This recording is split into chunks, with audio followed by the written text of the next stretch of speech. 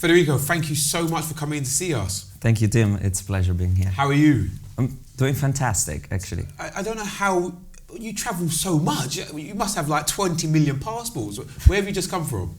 Oh, I just came from Verona. Yep. And before that, I was in Rome. I just finished recording my TV show, which is now going to run in Italy, about how the code of computers and technology is becoming one with the code of life. Wow. It's called Codice, la vita digitale. Code, life is digital. Mm-hmm. Glad you said that. Yeah. In fact, I did do a double helix on my hair, which you can kind of still see. I did notice that. I was going to ask you about that. Yeah, so that's what it is. So 2 weeks ago it was very visible, and it's kind of how it blends in with our lives, and it actually is becoming one. So the code of law is becoming the code of computers, and also the way we govern our cities and everything because of connected devices and Internet of Things and algorithms that run all over, and they kind of make decisions for us or with us. And it's changing really everything. So we've got 6 episodes, each about a different topic. Yep. First one about blockchain and Bitcoin, Ethereum, smart contracts and all of that, new money. We've got another one about the future of work, the future of education, which I think is huge, and it's one of my biggest passions. Likewise, with 2 children, it's very concerning to me, but we'll dig into that in a second. Yeah. Any other ones? Then you've got Internet of Things and connected devices, smart cities, genetic engineering, and kind of all that synthetic biology and future of life. And then we've got cybersecurity and space exploration. Gee, oh my God. So how do you get involved in all of this? Because most people of your age, in that generation, they're out traveling the world partying. They're worrying about what's happening. Well, that's what I do also, right? Well, yeah, I'm not saying you don't do that, but you also spend an awful lot of time understanding the seismic changes that are happening in our environment. How did that come about? Talk to us about your journey to where you are now. Right. So I started just as a curious person, really. I mean, I kind of thought myself, I remember my mom is librarian, and essentially she is the library in the town where I was born. Yep. And when I say that, it means she is the library because when she got pregnant, they had to close the library because no one else could do it. No one else could do it. They called 4 different people, and they were like, "Oh, this is a job for 3 people," but she was doing it alone. So. She was the first library, and we're talking about a 15,000 people town, so it's first library in Italy to include audiovisuals within the selection 25 years ago. Unbelievable.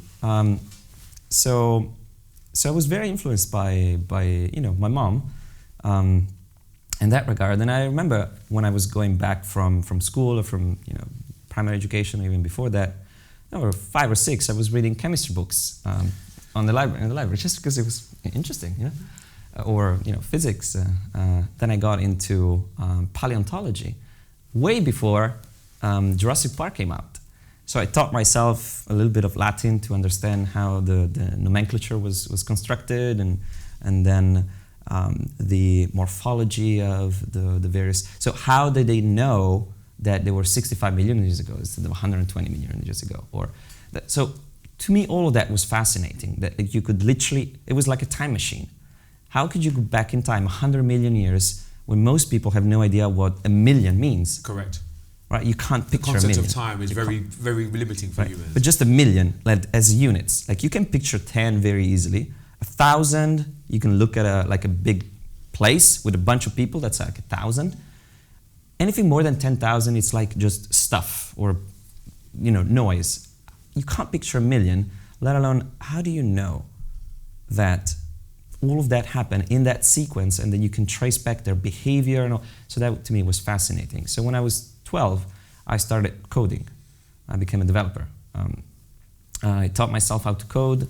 Then I went into, I would say, hacking, cybersecurity, like putting things together and turning them apart. Yeah, I was intrigued. Yep. It's just in love with finding things out. So it was very much self-taught from the start.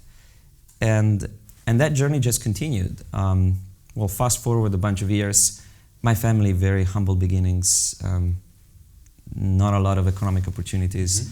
So I had to win scholarships all the way through, you know, up until a few years ago when I went to Singularity University, which is not really a university, and it's not really about the singularity, but it's close enough. That's why it's called like that. It will do. Yeah. So it's a bit like a entrepreneur boot camp / institute, research institute, that runs a summer program of 10 weeks at the NASA Ames Research Park in Silicon Valley, Mountain View, California. And is that where you're driving around driverless cars? Yeah. So actually, I was in a driverless car in 2012 at the Google campus, testing it before it was, unbelievable. Before it was public. Amazing. Matt Rutherford, who's a great filmmaker, who made the short film about the first driverless car that was allowed to be, just roaming around. And you can see like this guy getting in and moving about and doing chores, and you're like, what is this? And then you realize he's blind. Unbelievable. It's the first time he had like the independence, and then you like just tears come to you, and you're like, holy shit, this is why. That's the potential. That's why we build technology, to change people's lives for the better. And then he made a documentary about Singularity University called the University, of which I'm also in. Yep. It's fascinating. I suggest people have a look at that as an introduction, but Singularity University as an institution and as a concept. So that was one of the steps, I would say, defining steps in my career. I studied computer science, and then I did artificial intelligence, and then I was director for a few years, so diverse background and different interests, but always with a common theme, which is try to understand how things work and how to use technology for the betterment of society in one way or another. So there's a social impact around what it can do. Exactly. So even films, for example. For me, when I did a short documentary film about alcoholics, I was using the medium or the technology of film in order to tell a story so that I could impact society for the better. And the National Alcoholics Association in Italy have used that film to kind of sensitize people on the issue, especially their families, because the families of alcoholics are pretty much the only ones that can help, because alcoholics themselves, they can't help themselves, because if they fall into that trap, it's a vicious cycle. So your support group, your family and closest friends, they have to be the ones who understand you have a problem, because sometimes it's hidden. Correct. And then they need to kind of help you out in a proactive way, and they have to find out how to do it. And with that documentary, I kind of showed one way that you could do it through 3 different stories that intersected, but then they came to a similar conclusion from completely different paths. And I think that's something that's synonymous with everything you kind of get involved in. You raise the lid on subject matters that not a lot of people understand, you'll be aware of, but then delve into the impacts of those things for people and make it real. I think that's a really unique skill about being able to connect what in some people's mind around the advances around technology, blockchain, the whole cryptocurrency world, for example. Lots of people might hear about on the periphery, but not understand the depth of it. So out of all the technologies that you see emerging, which are the ones that excite you, and what are the impacts that you see in society? Yeah, so blockchain to me is certainly one of the most exciting at the moment. I think the most exciting overall is going to be the fight against disease. And I like to call it the fight against disease, or prolonging, actually having good life. Some people talk about being immortal, or that's not it. It's about being healthy. And if you're healthy, you can live a good life. You can have you can see your kids grow. You can understand what they do. Imagine if I'm 90 and I'm completely, my mind is gone. Whatever my kids are doing or whatever, it doesn't matter. Like there's just this haze. So how is technology going to impact healthcare then? Right. It's going to take some time because, health is hard. There are a million interconnected parts, and we might not even be able to understand how the simplest things work. In fact, even the structure of the cell and how the parts within the cell or the protein fold was still kind of a mystery. Yeah. But the interesting thing is that we might be able to solve these issues without understanding how they work. Because you might take an approach by combining, for example, artificial intelligence and just even just simple regression algorithms that kind of try to understand, well, they don't even understand. They solve a specific issue, but you don't know how. It's like a black box, but they do give you results. And it might be the same for healthcare and for health. And because you have, let's say, a set of problems, and we don't understand any of them very well, but we might find through trial and error and simulations and evolutionary algorithms to kind of narrow down solutions to each one, and then we might be able to fix the whole thing without really understanding how it works. My friend David Wood from the London Futurist Association, he gives a 50% chance that within the next 20 years we'll solve the problem of aging. Wow. And I think it's a bold statement, but he does bring some good points. He says, well,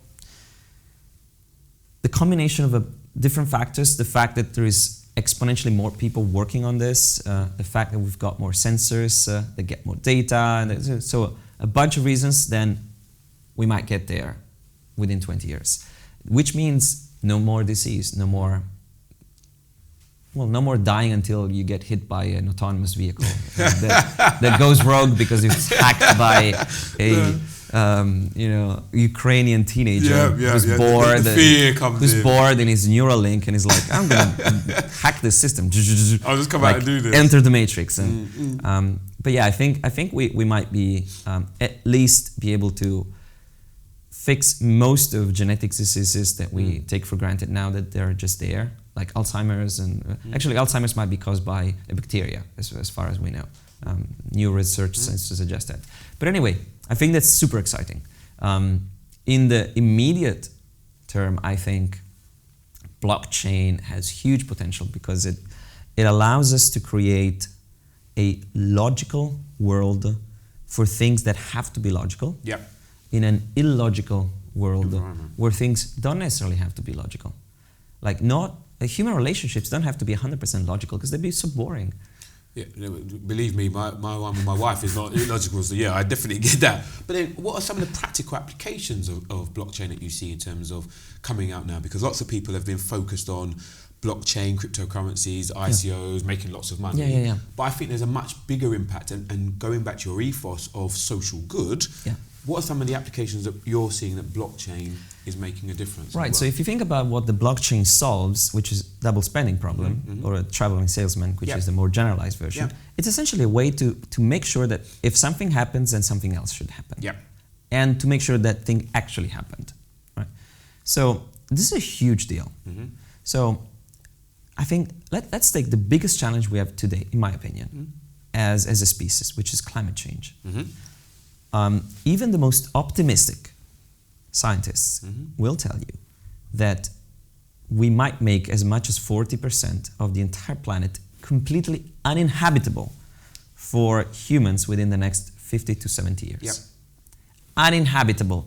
And the remaining 40, 30, whatever percent, 50, depending on which area you're in, it would be severely compromised. And nothing would ever be the same. Now, what if you could? Now, one of the big problems is enforcement, just in the world, in general. Because if you do something wrong, sure, you can sue someone, you can fine someone, and then you have to send the police, and then you have to send inspectors, and you have to appeal to a judge, and you have to go in years. All of that stuff could be programmed into a smart contract. So, you're a company or you're a government, you pollute this much, you get taxed immediately on the spot through a smart contract. There's no way to appeal, there's no way to fake it, there's no... The algorithms fix it. That. It just does it, right? So think of a carbon tax embedded within autonomous economic agents that are like simple, narrow AIs that run everywhere through smart contracts and that manage everything. You could fix climate change within 5 to 7 years just by applying blockchain on the market. I think that's an immensely big deal. But there's the potential Yeah. versus the reality. Yeah. That's the issue for me, because I totally agree.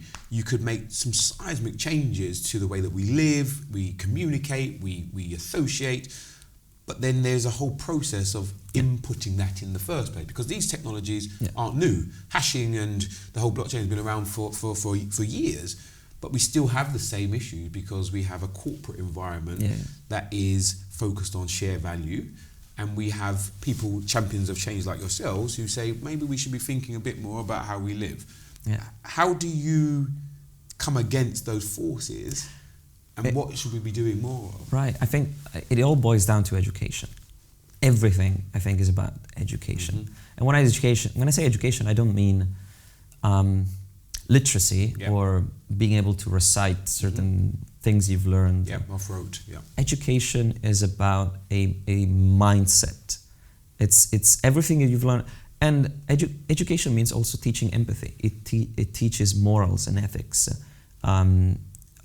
This is one of my pet projects to not just think, but codify the ethical implications of technology and try to give a framework for companies, governments, institutions, NGOs to use that when they apply technology or when they're building technologies to see how they're going to impact people's lives. Very interesting. And I'm part of a working group. We wrote a manifesto, an ethical manifesto. It was financed by the Rockefeller Foundation because, well, apparently... Small little company. They no, but the thing is, you might think, oh, Rockefeller, they're such a... Well, they care about this stuff. Yes, correct. They do. And this is the thing. The new billionaires, they think what I think. You listen to Mark Zuckerberg's commencement speech at Harvard.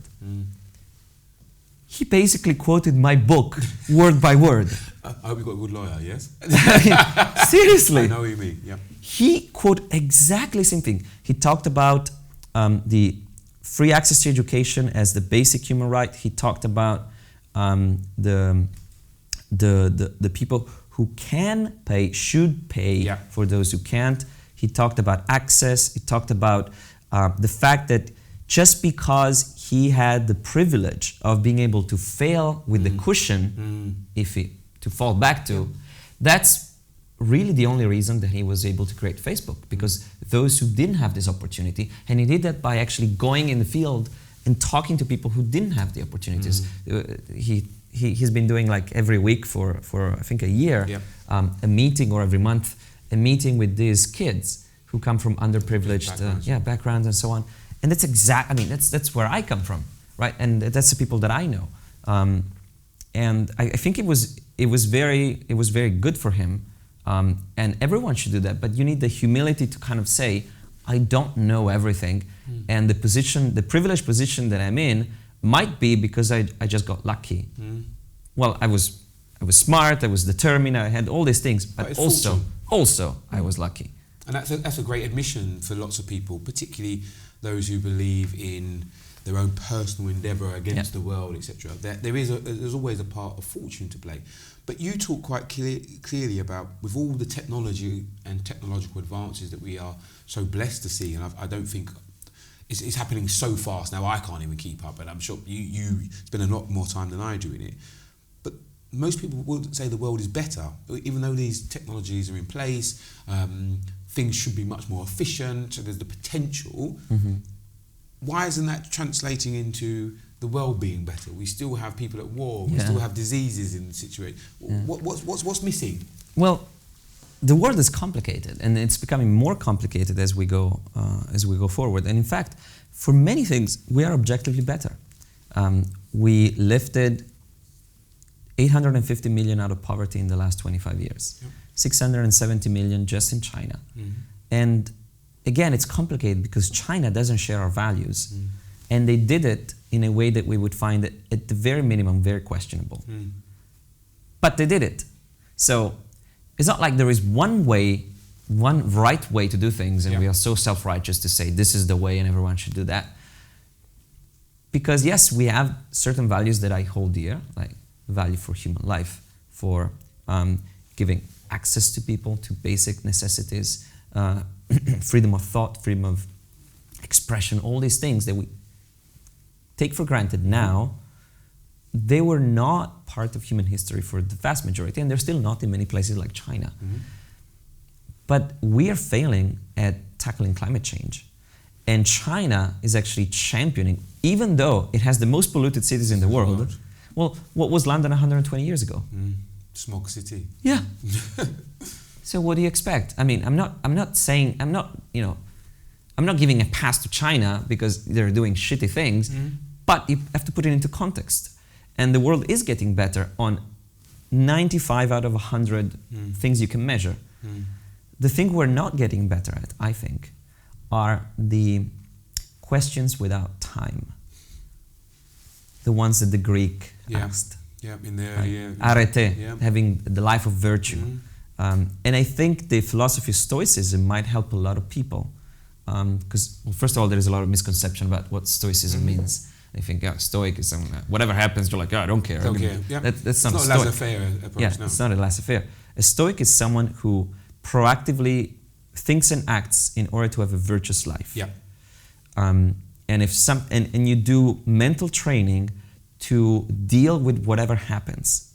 That doesn't mean you don't care. It just means you're ready for it. And you try to channel bad emotions that wouldn't bring you any benefit away. Is that why you're so much of an optimist? I would say I'm a pragmatic optimist. So you're aware of things might go wrong, but you kind of put in place things to make them not appear. Right. I mean, I don't remember who said this, but sometimes luck looks a lot like hard work. My mum often said that to me. The harder you work, the luckier you get. Yeah, indeed. exactly. Right. So where can, because I could spend hours talking to you, because I think the vibrancy of your heart matched with the education that you've forced yourself through, and that's not just in books, but of meeting different people, going around the world, seeing different ways and different cultures, is wonderful. And I think more people should travel as a result of just that, to see how the different world works. But what's the plans for you for the next couple of years? Because so many people are pulling on your time. You're getting pulled in so many different directions. You do so many things, film, technology. What's the big things that you're focusing on for the next couple of months? Right, that's something I've been thinking on for the past few weeks, because I've changed direction in my life recently. A lot of things that were pretty bad happened all simultaneously, and I was feeling really, I wouldn't say depressed, but kind of, you know. It all happened. It was in a good spot, and it was last September. So I started 4 companies, 4 startups. And 5 nonprofits and NGOs and things like that. Social movements, social justice, and and I was so stressed out that I essentially burned out completely. So plus other stuff happened, personal, that I had to make a change. So I ended that life and I began anew. I started studying again, learning. And just focusing on like the deepest passions that I had. And now I'm trying to get the best out of my skills in order to empower others to do what they know how to do best. Or to be who they can become. Right? So now I'm enjoying my time as an angel investor, finding talent and empowering that talent. Invest in about 20 companies now, most in the blockchain space, other also in the, let's say, normal kind of... The normal world. Yeah, the normal world. Latest one is a medical company that helps people diagnose objectively their pain level. I think about locked-in patients. You can't tell you how... You know, or people who have chronic pain. So this could help hundreds of millions of people. So these are the things that I'm enjoying doing now.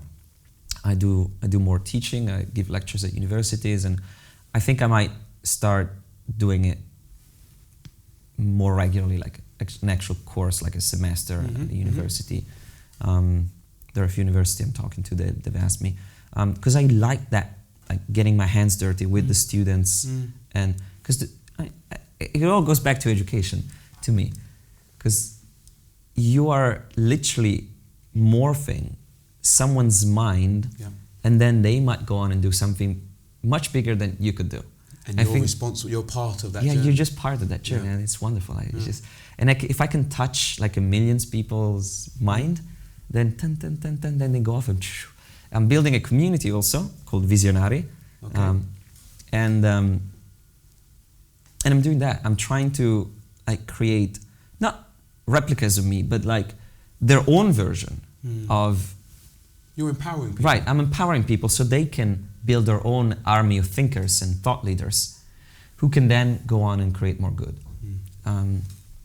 Then I have the TV show. So essentially, I'm trying to tackle that issue from many different angles. So I'm writing a book. Well, I just finished it. It's going to be published next month about startups and innovation in Italy. Yep. Because there is no startups and innovation in Italy. There is the environment is essentially the nil. Environment, yeah. It's essentially nil. There is a lot of small medium enterprise, which I think is going to be dead in a few years because the world is going to be run by startups. Pareto principle, 90%, 10%. So that's the world that I envision in the future. I know that if Italy doesn't go in that direction, it will die. It will die completely. It will become a museum. And, tourists come to cities and will have a few excellencies in fashion and in design and for, the highest top of the class and then the rest will just completely disappear. The whole manufacturing and art it will go away. I don't think that would happen. I think they'd get you in and you'd actually change the way that actually work. You wouldn't allow it to happen, I don't think. So I'm trying to general populace, the TV show. Yep. And then more kind of entrepreneur driven, the books. Yep. And then kind of the students at universities who are thinking about the future. Okay, let's do that as well. Education. And then the ones who already started the journey and they need guidance or they need capital. Okay, angel investment. Yep.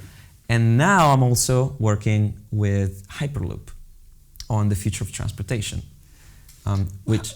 I just don't understand how I find the time. There's so many different things there. If people want to get in contact with you because you touch so many different areas, how can they do it? Because we've been really privileged to have the conversation today, but there's going to be lots of people who want to contact you, find out more information. Where should they go? Right, so I think on my website they can find already a lot of information and they can discover more about me by watching the videos and that educational.